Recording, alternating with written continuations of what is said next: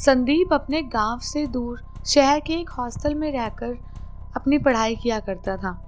अब उसका गांव शहर से इतना दूर था कि उसके लिए डेली कॉलेज जाना आना गांव से पॉसिबल नहीं था, तो उसने हॉस्टल में रूम लेकर ही रहना स्टार्ट किया था। अभी कुछ ही महीने हुए थे जब वो हॉस्टल में शिफ्ट हुआ था। खैर, शुरू में सब कुछ बहुत अच्छा था, जैसे नॉर्मल हॉस्टल में सबकी लाइफ होती है, वही गंदा खाना और साथ में 4-5 दोस्त यहाँ पर भी ऐसा ही था।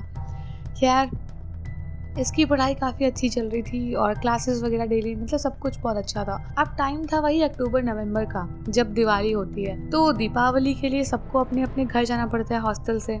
मुझे भी जाना पड़ता था यार तो 2-3 दिन पहले से ही मतलब कॉलेज में पढ़ाई कम हो जाती है, तो ऐसा ही सीन उस हॉस्टल में चल रहा था। अब कुछ टाइम पहले उसके सभी दोस्त अपने पैकिंग वगैरह करके वहाँ से निकल गए, और वो निकले खैर इसलिए भी थे क्योंकि अब हॉस्टल में सब आसपास के लोग नहीं रहते थे। कुछ थे जो दूसरे स्टेट के थे, कुछ थे जो दूर शहरों में रहते थे, तो वो सब कुछ दिन पहले निकल गए। और अब संदीप के अलावा 3-4 लोग और बचे थे उस हॉस्टल में, जो कि आसपास के गाँव के थे। तो संदीप को लगा चलो जब दिवाली होगी उस दिन निकल जाऊंगा, या उसके एक दिन पहले।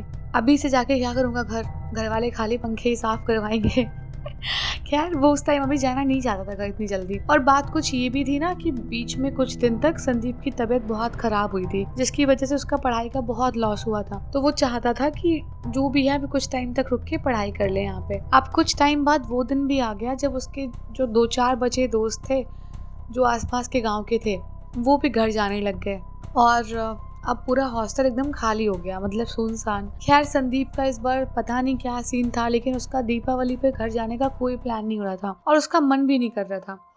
तो उसने अपने घर पे बात की और अपने पापा को बोला कि मतलब मेरी इतनी तबीयत खराब थी और मैं पढ़ाई नहीं कर पाया, और अब मैं चाहता हूँ कि थोड़ा बहुत पढ़ाई पे ध्यान दूँ, और वैसे भी नेक्स्ट मंथ एग्जाम्स है तो मैं अभी नहीं आ पाऊँगा। अब पापा क्या, जैसे हम सबके पापा होते हैं, 4-5 बातें सुना के फ़ोन काट देते हैं। उन्होंने भी काट दिया होगा, खैर एंड में मान गए होंगे। तो अभी इसको कोई घर जाने का प्रेशर था नहीं, कोई सीन नहीं था। उसे घर जाना था लेकिन अब वो जा नहीं रहा था। सब बातें हो गई थी उसके घर पे। अब कुछ ऐसा सीन हुआ कि वो हॉस्टल में अकेला हो गया। मतलब हॉस्टल में वही वार्डन होंगे, एक आध लोग कोई और होंगे, बाकी बस संदीप था। कोई नहीं था, ना कोई रूम पार्टनर, ना आसपास के रूम में कोई भी नहीं।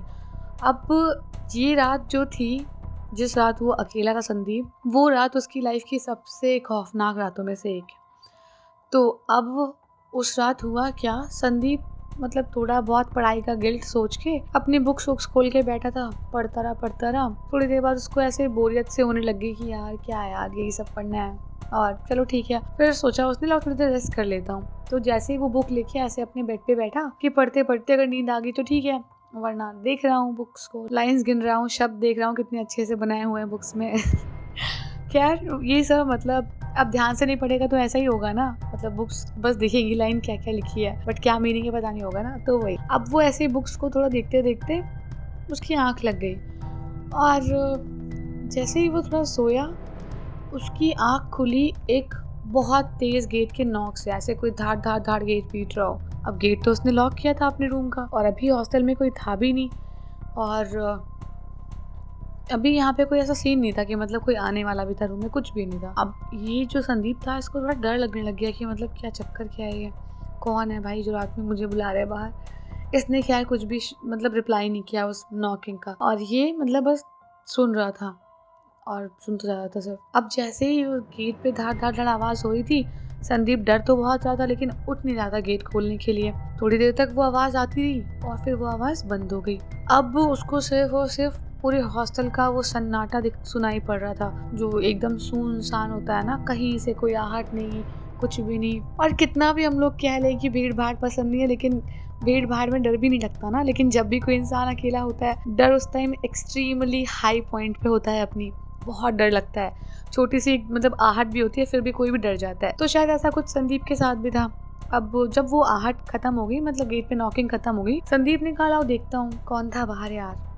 अब संदीप बाहर ऐसे गेट खोल के देखने गया, गैलरी की लाइट जल रही थी बाहर आगे, आगे बड़ा सा हॉल था, कहीं कुछ भी नहीं, बस ऐसे ही लाइट जल रही है और मतलब कुछ नहीं, एकदम सुनसान पड़ा हुआ है, कोई मतलब शोर शराबा नहीं, कुछ नहीं, मतलब बस ऐसे ही शांति। और इस टाइम की जो शांति थी वो उसे सुकून ना देके उसे बहुत डरा रही थी, बहुत ज्यादा, क्योंकि वो शांति उसको चुभ रही थी। अब जब कोई था नहीं तो उसके मन में और वहम बैठ गया कि कौन ही रहा होगा जो गेट नॉक करा था और यहाँ दूर दूर तक कोई नहीं है। खैर वो वापस रूम में आया, गेट लॉक किया और फिर से अपने बिस्तर पे जाके बैठ गया। अब इस बार ही उसको ऐसा लगा जैसे उसके रूम के गेट के बाहर कोई चल रहा हो। चलने की आवाज़ नहीं होती है, फुटस्टेप्स जैसे बोलते हैं, तक तक तक, वैसे आवाज़ आ रही थी। एकदम साफ लग रहा था कि कोई चल रहा है बाहर। संदीप को फिर से डर लगना शुरू हो गया भयंकर, और कि अब कौन है वापस आ गया। अब वो कभी पैरों की आवाज़ आ रही थी, कभी वापस से कोई नॉक कर रहा था बहुत तेज तेज, धाड़ धाड़ धाड़ धाड़ धाड़ धाड़ ऐसे करके। अब संदीप कुछ भी रिप्लाई नहीं कर रहा था। जो भी रहा होगा भूत उसको चुल रही होगी, उसको लगा ये क्यों नहीं खोल रहा गेट। तो अब वो संदीप को उसके नाम से आवाज़ देने लग गया, संदीप दरवाज़ा खोल, दरवाज़ा खोल। और ये आवाज़ जो थी वो किसी लेडी की लग रही थी, मतलब किसी लेडी की मर्दाना आवाज़ टाइप, मतलब मिक्स हो जाए जैसे वैसे। संदीप दरवाज़ा खोलो, संदीप दरवाज़ा खोलो, संदीप दरवाज़ा खोलो, ऐसी आवाज़ आई जा रही है। अब संदीप की डर की हमारी हालत ख़राब की, भाई ये तो कोई मेरा दोस्त नहीं हो सकता यार, ये ऐसी मर्दाना लेडीज़ आवाज़ तो किसी दोस्त की नहीं है मेरे। खैर अब क्या करता, चुपचाप बैठा हुआ था। अब जो कुछ उसने ओढ़ा हुआ था बिस्तर अपना, वो और मुंह पे ढक लिया आपने कि भैया कुछ भी हो बस मैं दिखूँ ना उसको।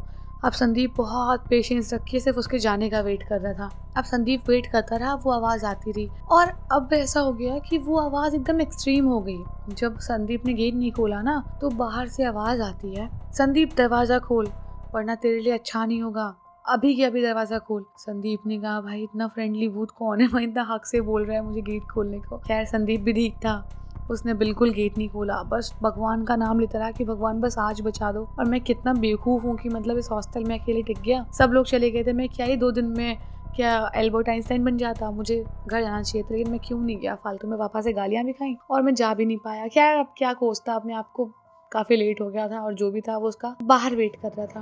तो थोड़ी देर बाद कुछ नहीं, मतलब ऐसे वो आहट अपने आप बंद हुई, कुछ भी नहीं, बंद आहट बंद, कुछ नहीं, मतलब अब उसको शोर शराबा एकदम शांत हो गया था। लेकिन संदीप के लिए रात बहुत भारी थी, मतलब हमारे लिए रात सोई उठ गए बस चले गए अपना काम करने लगे हैं ना, वो नहीं था। संदीप का एक एक पल बहुत मुश्किल से कट रहा था, बस वो भगवान के सहारे था। मतलब जब इंसान नहीं दिखता तो भगवान ही याद आते हैं ना, तो उसको भगवान याद आ रहे थे उस टाइम। तो भगवान का नाम लेता रहा पूरी रात। सुबह हुई, और अब सुबह जैसे हुई फटाफट वो वार्डन के पास गया और अब उसने वार्डन को सब कुछ बोला कि मतलब रात में उसके साथ इतना कुछ हुआ और वो इतनी मुश्किल से मतलब उसने अपनी रात काटी है और बड़ी मतलब प्रॉब्लम्स हुई। तो वार्डन ने पूछा कि मतलब किस किस टाइप की चीज़ें फील हुई, सब कुछ उसने बताया कि मतलब फुट स्टेप्स की आवाज़ आ रही थी, कभी पायल कभी कुछ, और वो लेडी की आवाज़ थी बहुत मर्दाना थी, मतलब हड़बड़ा के सब कुछ बताया था वार्डन को। तो अब वार्डन ने सब कुछ संदीप को बताना सही समझा, तो वो बोलने लग गया कि बहुत टाइम पहले जब मतलब ये हॉस्टल नहीं था, यहाँ पर मतलब किसी लेडी की डेथ हुई थी, और कैसे हुई थी ये रीज़न तो नहीं पता, लेकिन बहुत बार लोगों ने इस चीज़ को बताया है, वार्डन को भी और लोगों को भी बताया है कि मतलब एक मतलब किसी लेडी की आत्मा उनको दिखाई देती है। अब संदीप को तो कुछ दिखाई नहीं दिया था, बस संदीप को तो बाहर बुला रही थी वो आत्मा जो भी थी। तो संदीप ने बोला कि मैंने देखा नहीं, बट ऐसा ऐसा मैंने सुना। तो वार्डन ने बोला कि हाँ अच्छा किया तुमने गेट नहीं खोला, लेकिन वो लोग बताते हैं कि वो आत्मा उन्हें दिखती है, डराती है, लेकिन कुछ नुकसान नहीं पहुंचाती। अब संदीप ने कहा ये तो दोगलापन हुआ, मैं डराती है लेकिन नुकसान नहीं पहुंचाती, डर के मारे तो आदमी की हालत खराब हो जाती है, कैसी बातें कर रहे हैं सर आप।